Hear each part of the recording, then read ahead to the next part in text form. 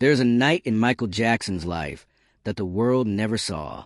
A night where the legend finally became the sun. It happened after a long day inside the family home in Encino, a house filled with memories Michael spent years trying to forget. His father, Joseph Jackson, had been a force in his life since the Jackson 5 days. Strict, demanding, unstoppable. And although Michael always thanked him publicly for shaping his career, there was a truth buried deep inside his heart. A truth that had been waiting decades to be spoken. That night, with tears in his eyes and his voice shaking as if he were still that little boy in Gary, Indiana, Michael confronted a man who raised him into a superstar and scarred him in the process. "You stole my childhood." What Joseph said next was something no one, not even Michael, was prepared to hear. A truth his family protected for over 30 years. A truth that changed how Michael saw himself forever. Tonight, you'll finally discover what happened in that room. The moment Michael Jackson demanded back the childhood he never had. Before we begin, make sure to subscribe, like this video, and turn on notifications so you never miss our emotional stories about Michael Jackson. Stories that honor his legacy and show the human heart behind the icon. The soft hum of studio equipment filled the quiet recording booth, but Michael Jackson wasn't hearing any of it. He stood alone under the dim overhead light, one hand resting on the microphone stand while the other pressed against his chest, right where the ache never seemed to go away. Outside the glass panel, engineers watched him silently, sensing something was wrong. They had seen Michael emotional during recording sessions before, but tonight was different. He wasn't thinking about the music. He wasn't thinking about the choreography. He wasn't thinking about the fans chanting his name outside the studio. He was thinking about one man, Joseph Jackson, his father, the man who taught him how to perform, the man who shaped the Jackson 5, the man whose discipline created a legend and whose harshness had scarred a child. Michael closed his eyes, and suddenly he was no longer 50 years old. He was 5, then 7, then 10. Little Michael, wide-eyed, terrified, and doing whatever it took to make his father proud, or at least avoid the consequences of failing. He could still hear the crackle of Joseph's voice in the back of his mind. "Again! You want to embarrass me? Do it right or don't do it at all." His throat tightened. He felt his pulse racing, panic rising from somewhere buried deep inside. The past wasn't in the past. It was right here with him. He whispered to himself, "It's time." For years, he had avoided the confrontation. He had written songs about it. He had cried over it. He had prayed about it. But he had never looked Joseph in the eyes and spoken the words he had swallowed since childhood. Tonight, he would. A soft knock pulled him back into the room. Randy peeked in. "Michael, everyone's waiting for the next take." Michael gave a tired nod, but his voice came out hollow. "Tell them, give me a minute." Randy hesitated. He saw the look in Michael's eyes, broken yet fiery, and decided not to push. "Okay, brother, I'll tell them." When the door closed again, Michael looked toward the far corner of the room. His reflection stared back at him from the darkened glass, alone, fragile, weighed down by too many years of pretending everything was fine. He lifted his phone. Just seeing the contact brought a tremor to his hand. "Dad." So small a word for so big a wound. He drew a deep breath, steadying himself, then pressed the call button. 1 ring. 2. 3. "Hello." Joseph's voice snapped through the speaker. Strong, controlled, dominant as always. Michael froze for a moment. He had never been afraid to perform before millions. But speaking honestly to this man, that was a different kind of stage. "Dad, it's me," he finally managed. A pause. Then, in Joseph's familiar tone, "What is it?" "I'm busy." Even now, not a hint of softness, not a flicker of warmth. Michael swallowed the tremor in his voice. "I need to see you. Tonight." The silence that followed felt endless. "What for?" Joseph asked, more irritated than curious. Michael's fingers clutched the edge of the mixing board. "Because we need to talk. About us. About the past." Joseph exhaled sharply. "The past is the past. You're a grown man. You've got a show to prepare for. Don't waste time thinking about nonsense." Michael's chest tightened in frustration. an emotion he rarely allowed himself to feel. "It's not nonsense. You hurt me," he whispered. "You hurt me more than anyone ever has." Another long silence. "Then we'll talk. Come to the house." The call ended abruptly. Michael stared at the blank screen. No apology, no comfort, no change, but at least the door was open. He felt the urge to collapse, to sink into the nearest chair and cry until his heart emptied. But something else began to rise instead. Something he had kept locked away for too long. Courage. He stepped out of the booth and walked straight past the engineers, ignoring the questions in their eyes. He didn't owe anyone an explanation, not tonight. The moment he exited the studio, a small crowd of fans waiting outside screamed his name. Phones flashed like lightning. Signs waved. Tears streamed down adoring faces. To them, he was invincible, untouchable, magic. But tonight, Michael wasn't the king of pop. He was just a son finally ready to speak. He climbed into the back seat of the car, waiting for him. The driver glanced in the rear-view mirror. "Where to, Mr. Jackson?" Michael clasped his trembling hands together. "Encino," he said, "to my parents' house." As the car pulled away, he looked out the window at the blur of city lights. Each passing street brought him closer to the man who defined him and damaged him. His heartbeat thudded harder the nearer they got. Would his father listen? Would he laugh? Would he deny everything? Would he finally admit the truth? And more terrifying than all of that, what if it didn't change anything? As the gates of the Jackson family home grew larger in the headlights, Michael felt his breath catch. Tonight, he would confront Joseph Jackson. Tonight, he would say the words that had burned in his chest since childhood. "You stole my childhood." But the deeper truth, the one he had never dared to voice. And I want to know why. The car rolled to a stop. Michael stepped out, and the front door slowly opened, not knowing if this confrontation would bring healing or destroy what little bond they still had. For a long moment, the kitchen remained frozen in time. Michael stood there, chest rising and falling with uneven breaths, his hands still hovering in the air as if the words he had just spoken were tangible, like they could be grabbed, shoved back into his throat, erased forever. But they couldn't.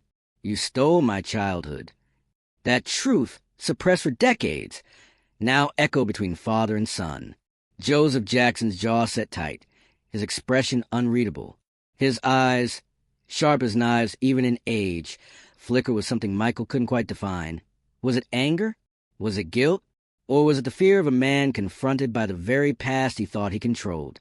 Michael's fingers curled into fists. "I was a child," he repeated, voice cracking. "And you turned my life into a business, a machine. I wasn't playing, I was performing. I wasn't learning, I was rehearsing. I wasn't living, I was surviving." Joseph didn't respond. His silence only fueled the storm rising inside Michael's chest. "You told me to smile," Michael said, tears building, "when I wanted to cry. You told me to sing louder, dance harder, because money was on the line, because the world needed a show. But what about me, Dad? What about your son?" Joseph slowly lowered himself into a chair, partially to sit, partially to keep himself from collapsing under the weight of what was happening. "Michael," he finally said, voice low, steady, too steady. "I did what I had to keep you boys safe, to keep this family fed, to keep you from being just another kid lost in Gary." Michael laughed bitterly through tears. "Safe? I wasn't safe. I was scared, every single day." His voice lowered, trembling. "I was scared of you." Joseph flinched, almost imperceptibly, but enough that Michael noticed. "It wasn't fear that made you great," Joseph replied firmly. "It was discipline. And look at you. You became the biggest star the world has ever seen. You think that happened by accident." Michael stepped closer, eyes burning with a lifetime of hurt. "I would give it all back," he whispered. "Every stage, every trophy, every scream from every stadium. If it meant I could go back in time and be a kid who was loved instead of trained." Silence again. Only the ticking clock dared to speak. Joseph's fingers tapped once against the table. A controlled, rhythmic tap, the same rhythm he used to clap for tempo during Jackson 5 rehearsals. It triggered a flash inside Michael, a memory he thought he had buried. He was 8, exhausted, feet bleeding, in his little black shoes. From the top, Joseph's voice would bark. Again, again, again. No matter how hard he tried, no matter how much he cried, it was never enough. I didn't want greatness, Michael whispered, voice hollow. I wanted peace. Joseph leaned forward, elbows on the table. His expression hardened into something cold, familiar. You think peace puts food on the table? He snapped quietly. You think peace buys a home for your mother? Gave your brothers a career? You think peace gets you out of that city alive? Michael stared back, and in that second, he realized something. Joseph wasn't defending his past. He was defending his fear. Fear of poverty. Fear of failure. Fear of insignificance. The same fear he had transferred into his son, like a legacy no one asked for. Michael's voice softened with devastating clarity. You taught me the world was dangerous, he said quietly. That everyone was waiting to take something from me. And you know what? You were right. People try to take everything. My joy, my identity, my sanity. But they weren't the first. His breath shuddered. You were. Joseph looked away. And for the first time, Michael saw something he had never witnessed in his father before. Not pride, not authority, not control, but shame. Subtle, faint, but real. Michael sank into the chair across from him, his body shaking like it wasn't sure how to exist without adrenaline. I don't hate you, he whispered. I never did. I just wanted you to look at me and see your son, not your investment, not your headliner. Just me. Joseph's fingers tightened around the glass on the table. The glass creaked under the strain, whether from his grip or from the weight of years, collapsing all at once. You think I know you cried at night? Joseph finally said, voice trembling beneath the surface. You think I didn't hear you praying you'd be normal? I heard, Michael. I heard every prayer. Michael blinked. That admission, unexpected, disarming, left him breathless. But I didn't know how to fix it, Joseph continued. I didn't have a handbook. Nobody trained me for fame. I just wanted you to survive this world. Michael wiped a tear from his cheek. I needed more than survival, he replied. I needed love. Joseph swallowed hard, the sound loud in the stillness. And you did get love, he said quietly. Not from me, but from millions. Michael's heart cracked, because that was the problem. Millions loved him, but the one person he always wanted love from never knew how to give it. Michael stood, slow, steady, and stepped toward the door. Joseph didn't stop him. But just as Michael reached for the handle, Joseph spoke again. Soft, raw, fearful. Son, he whispered, don't give up on me yet. Michael paused, his back to the man who gave him life, and took innocence in return. He didn't turn around. He simply answered with the truth that had lived in him for far too long. I'm not giving up on you, he said. I'm giving up on waiting. He opened the door, stepped through, closed it behind him, and for the first time in decades, Joseph Jackson was the one left standing in silence. The silence between Michael and Joseph stretched like a wire ready to snap. Only the faint hum of the television from the other room broke the tension. Catherine remained seated, her hands clasped tightly in her lap, praying silently that this confrontation would heal rather than destroy what little connection remained between father and son. Michael stood in the center of the living room, his breathing still shaky from the emotional outburst moments before. He had waited decades to say those words, but saying them didn't lift the weight. It only made it heavier. Joseph finally rose from his chair, slow and stiff, the years showing in his bones. His eyes didn't carry anger. They carried something more dangerous, something Michael couldn't read. You think I don't have regrets? Joseph said quietly, surprising them both with the softness in his voice. Michael turned toward him, brows tightening with confusion. Regrets don't erase what happened.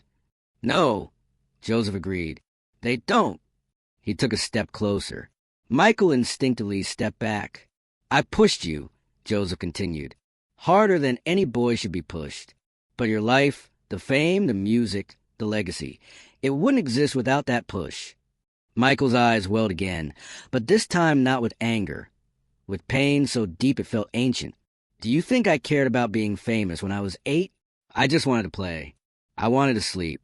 I wanted to wake up without fear in my chest. His voice cracked. I wanted to be a child. Joseph's jaw tightened, guilt flickering behind a lifetime of pride. His voice grew rougher. Do you think your brothers and sisters didn't want the same? The world doesn't hand success to children who sleep all day and dream small dreams. I taught you discipline because the world is cruel, Michael. And look at what you became. Michael's voice rose, raw and desperate. I became someone who still wakes up screaming some nights. Someone who can't trust anyone. Someone constantly judged, attacked, misunderstood. Someone who? He had to stop. Words failed him. Joseph looked away, his breathing uneven. And yet the whole world loves you. They worship you. They would die just to touch your hand. Michael shook his head violently. They love what I created. They love the music. They love the illusion. His voice dropped to a wounded whisper. They don't love me. Catherine finally stood, stepping between them. Joseph, he didn't come here for a fight. He came here because after everything he's been through, he needs his father. Those words hit Joseph harder than any accusation. Michael wiped his face with shaking hands. I want to understand, Dad. I want to know why it had to be pain. Joseph opened his mouth to speak, but couldn't. He looked smaller now. Not the towering figure who once controlled every hour of Michael's childhood. Just a man, a flawed, aging man. Michael took a breath he thought might drown him. There was one question he'd carried for years, one that kept him awake in the darkest hours of the night. Did you ever love me? Joseph's face changed instantly, as if someone had taken a hammer to the wall he'd built around his emotions. His eyes glistened, and for a moment, he looked like he might fall apart right there in front of them. Catherine gasped softly, a hand over her heart. Michael held his breath. Joseph opened his mouth, but no sound came. His lips trembled. Michael repeated, voice barely audible, "Did you?" Finally, Joseph stepped forward, grabbing Michael's shoulders with both hands, not harshly, but with urgency. "You don't get that big, Michael," he whispered, emotional and stern all at once, "without being loved." Michael stared into his father's eyes, searching, digging through the years of commands, threats, rehearsals, belts, bruises, and cold instructions, searching for the love hidden somewhere beneath the damage. But he wasn't sure he found it. A tear slid down Joseph's cheek. That alone shook Michael to the core. But before anything more could be said, the front door suddenly burst open. A security guard rushed inside, out of breath. "Michael, you need to see this." Michael tensed instantly. "What is it?" The guard hesitated, looking between the three of them, unsure whether to speak the truth in front of Joseph. "It's the press," the guard finally said. "They found out you're here. There are cameras everywhere. Reporters surrounding the property. They're claiming you're here because there's a family emergency." Catherine's hand flew to her mouth. "Oh, dear." Joseph cursed under his breath. Always the leeches. Michael's heart pounded with dread. How did they even? Another guard hurried in behind the first. "They're saying you came here to confess something, that your career's over. They're spreading every rumor you've ever heard. It's chaos out there." Michael felt sick. The walls of the room closed in. Of course they found him. Of course they twisted his most private pain into headlines before he even understood it himself. He whispered, voice trembling, "I just want to talk to my family," and they turned it into a spectacle. He looked at his mother, then at the man who raised him. The man he still didn't know how to forgive. Joseph took a step toward him. "What you do next? That's what matters," he said, tone shifting back to the strong leader everyone knew. "Don't let them smell weakness. Not tonight." Michael stared, torn between two worlds, the broken child and the unstoppable performer. He whispered shakily, "I'm tired of being strong." Catherine squeezed his hand. "Then let us be strong with you. Outside, Reporters began shouting his name, the sound growing louder, closer, more aggressive. Michael realized the decision he made in the next seconds would shape every headline tomorrow. Would he walk out there and face the world? Or would he finally reclaim the pieces of his heart they never deserved to own?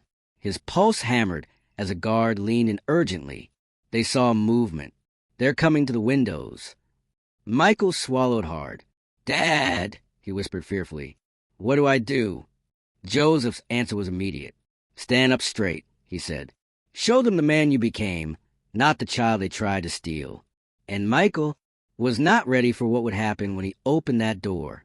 The silence between Michael and his father felt heavier than any spotlight he had ever stood beneath. They sat alone in one of the rarely used rooms of Havenhurst, once noisy with siblings running and music rehearsing, now filled only with the quiet hum of air conditioning and memories Michael wished he could forget. Joseph Jackson leaned back in his chair, arms crossed, jaw set hard.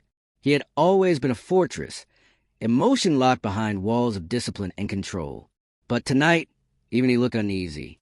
"You want to talk," Joseph said gruffly. "So talk." Michael stood instead of sitting. He couldn't keep still.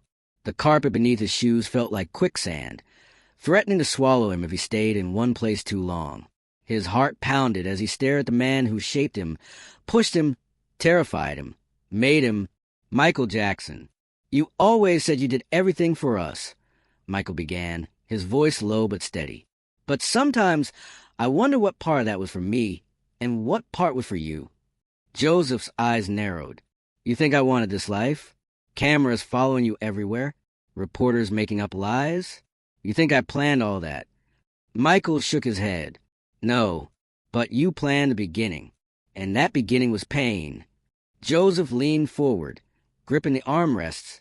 "You were destined for greatness. I just made sure you didn't waste it." Michael felt heat rise in his chest. Destiny doesn't require bruises. Joseph froze. That word, the one nobody said. Michael continued, voice trembling now. "You pushed me so hard, I forgot I was a child.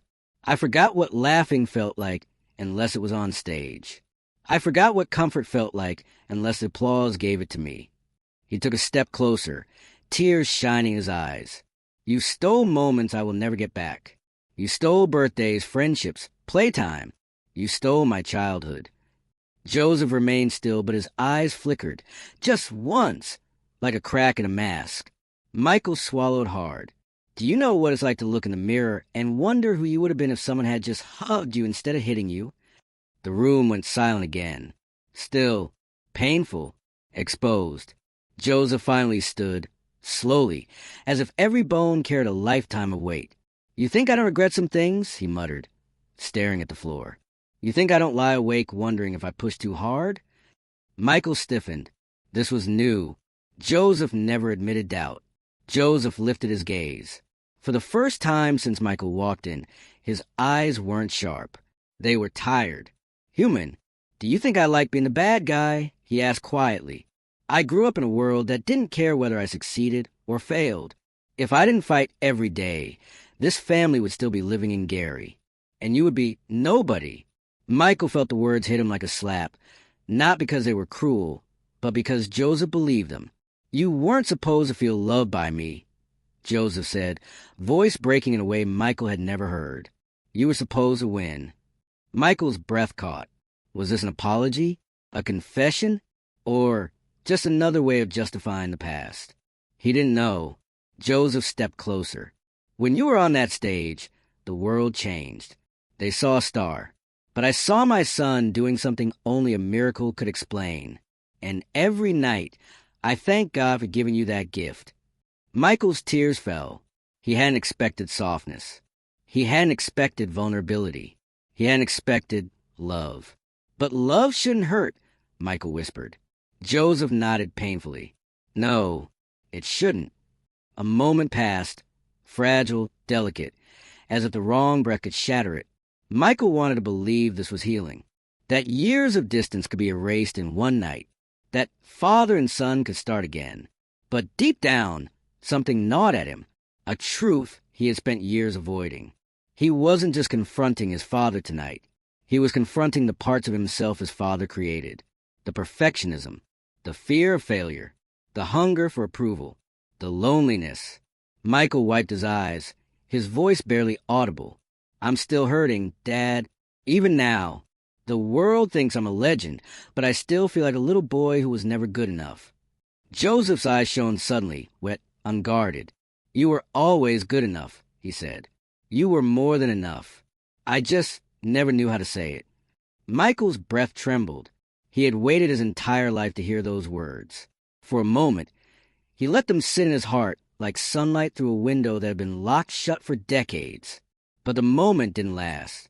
A loud knock jolted them both. The door swung open, and a frantic bodyguard stepped inside. Michael, he said, pale and breathless, there's someone outside requesting to see you. He says he knows the truth about your family. Michael blinked. What truth? The guard hesitated. He said, your family has been hiding something from you, and it will change everything. Joseph's face darkened instantly. Don't listen to him. Nobody comes into this house unless... Michael raised a hand to silence him. His heart pounded. The past wasn't done with him yet. The reckoning was only beginning. The room felt frozen in time. Michael stood there, trembling but unbroken, staring at the man who had shaped his destiny with equal parts ambition and fear.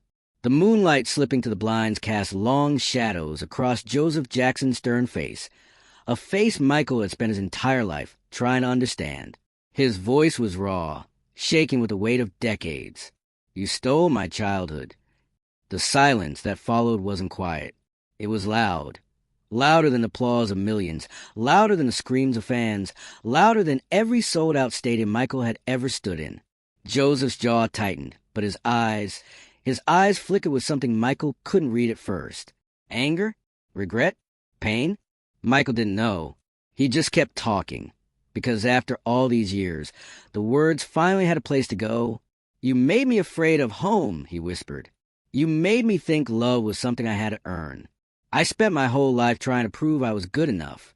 And even when the whole world told me I was a king, I still felt like a scared child in front of you. Joseph's breathing slowed. The sternness his expression faltered. Not disappearing fully, but cracking around the edges.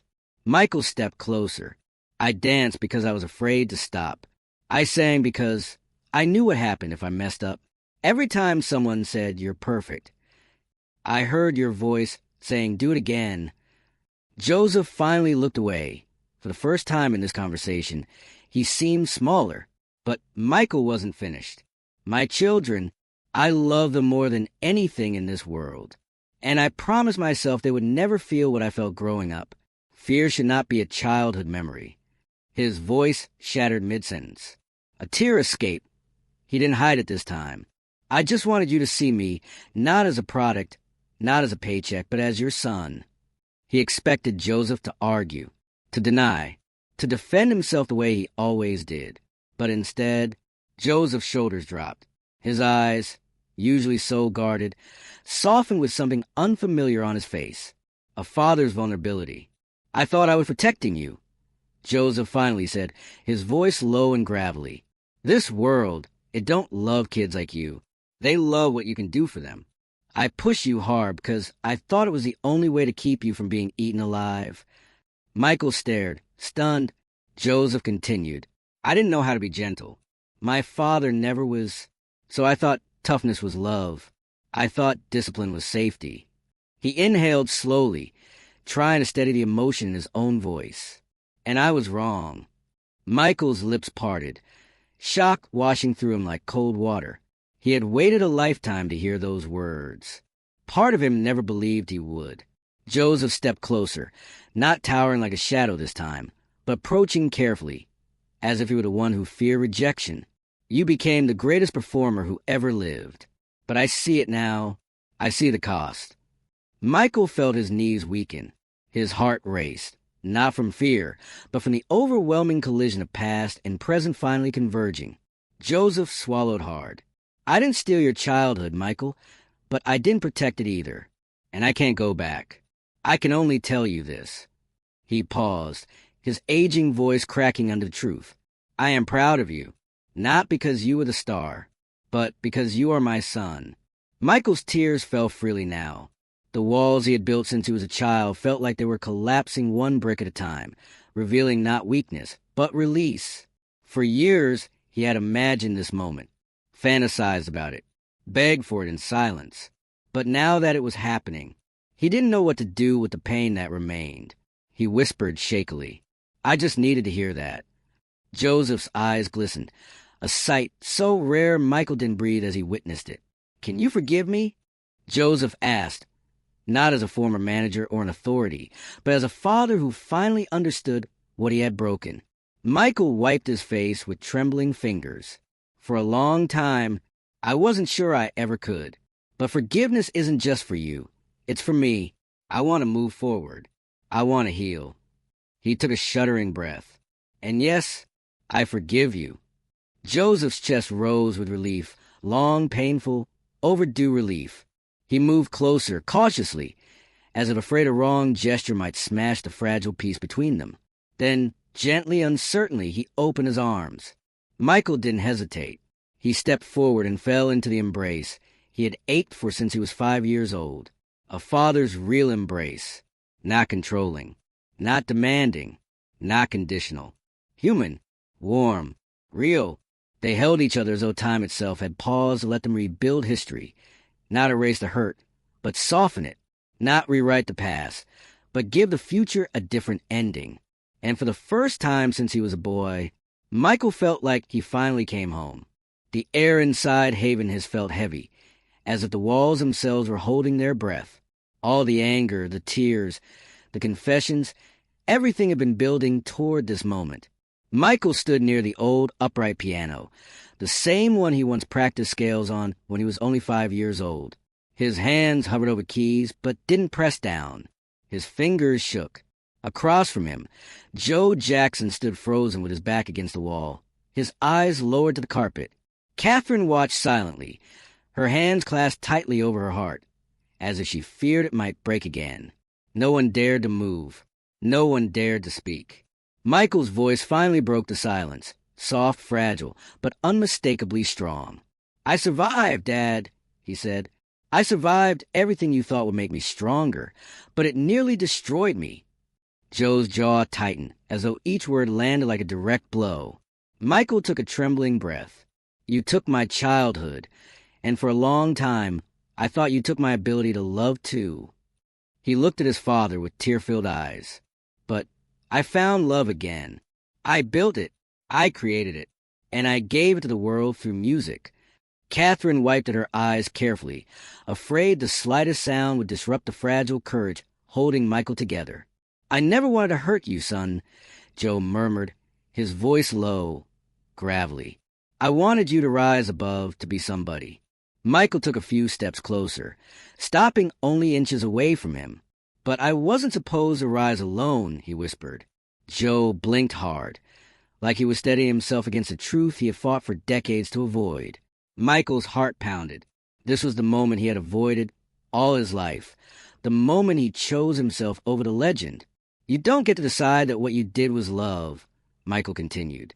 "Love isn't supposed to terrorize.